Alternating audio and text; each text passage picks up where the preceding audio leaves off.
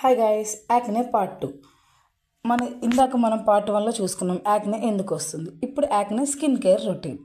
మనం యాక్నే వచ్చినప్పుడు మన స్కిన్ కేర్లో మనం యూస్ చేయాల్సినవి ఏంటి అంటే salicylic acid guys. Salicylic acid వల్ల చాలా యూజెస్ ఉన్నాయి.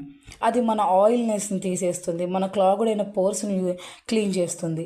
నెక్స్ట్ వచ్చేసి నియాసినమైడ్. ఇది చాలా పవర్ఫుల్ గైస్. యాక్నే స్కిన్ ఉన్న వాళ్ళకి కానీ ఆయిలీ స్కిన్ ఉన్న వాళ్ళకి చాలా అంటే చాలా బాగా పనిచేస్తుంది.